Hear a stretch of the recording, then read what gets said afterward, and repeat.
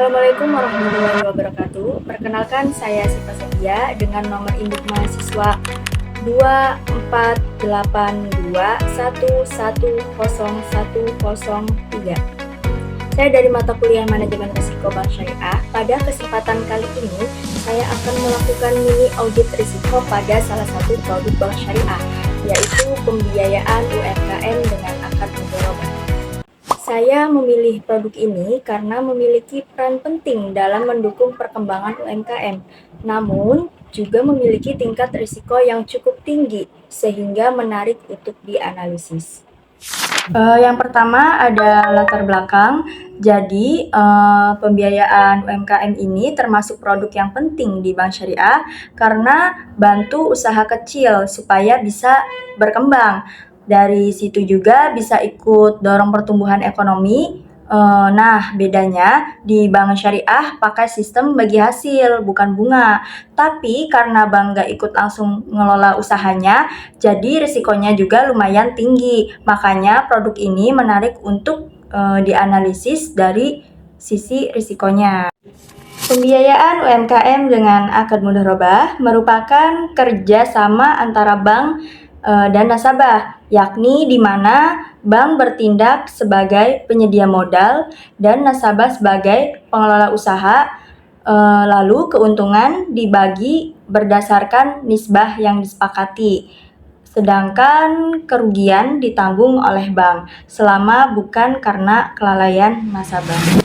Selanjutnya, adapun alur pembiayaannya adalah bank menyalurkan dana, nasabah menjalankan usaha. Usaha menghasilkan keuntungan. Keuntungan dibagi sesuai kesepakatan. Produk ini berbeda dengan pembiayaan biasa karena berbasis bagi hasil, bukan bunga. Di slide ini kita bisa lihat pemetaan risiko dalam bentuk matriks. Di sumbu vertikal itu menunjukkan probabilitas atau kemungkinan terjadinya risiko dari rendah ke tinggi, sedangkan di sumbu horizontal menunjukkan dampak juga dari rendah ke tinggi. Nah, dari sini risiko dibagi jadi beberapa bagian. Di bagian kanan atas ini yang paling perlu diperhatikan, yaitu risiko kredit dan moral hazard, karena kemungkinan terjadinya tinggi dan dampaknya juga besar. Di kiri atas ada risiko pasar, kemungkinan terjadinya cukup tinggi, tapi dampaknya tidak sebesar risiko utama tadi. Di kanan bawah ada risiko operasional, dampaknya bisa besar, tapi kemungkinannya relatif lebih rendah. Dan di kiri bawah ada risiko syariah, yang relatif rendah baik dari sisi dampak maupun kemungkinan. Jadi bisa disimpulkan, fokus utama bank itu ada di pengendalian risiko kredit dan moral hazard, karena itu yang paling berpengaruh terhadap keberhasilan pembiayaan. Selanjutnya ada risiko moral hazard yang jadi salah satu risiko paling penting dalam pembiayaan mudharabah. Moral hazard ini terjadi ketika nasabah tidak jujur dalam mengelola dan melaporkan usahanya. Misalnya, laporan keuangan yang tidak transparan atau bahkan ada yang sengaja menyembunyikan keuntungan.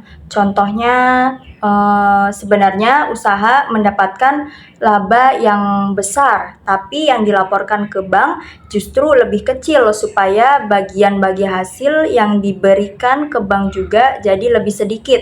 Nah, karena bank tidak ikut langsung mengelola usaha, risiko seperti ini cukup sering terjadi dan jadi perhatian utama. Untuk mengurangi berbagai risiko tadi, bank perlu melakukan beberapa langkah mitigasi. Yang pertama, melakukan analisis kelayakan usaha. Jadi, sebelum pembiayaan diberikan, bank harus benar-benar memastikan usaha tersebut layak dan punya prospek. Lalu yang kedua, melakukan monitoring secara berkala supaya bank bisa tahu perkembangan usaha nasabah dan mendeteksi risiko lebih awal. Lalu yang ketiga, memastikan adanya transparansi laporan keuangan agar tidak terjadi manipulasi data, terutama terkait keuntungan.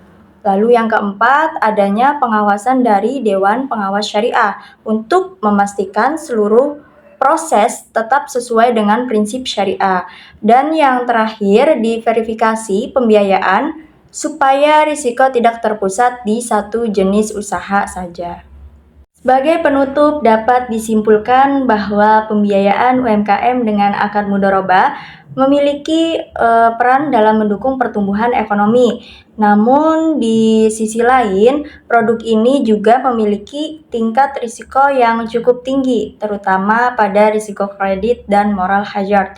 Dengan penerapan manajemen risiko yang baik, seperti analisis kelayakan, monitoring, dan transparansi, risiko tersebut dapat diminimalisir sehingga produk ini tetap layak untuk dijalankan dan dikembangkan oleh Bank Syariah. Sekian dari saya, terima kasih. Kurang dan kurangnya mohon maaf. Wallahul muwaffiq ila aqwamit thoriq. Wassalamualaikum warahmatullahi wabarakatuh.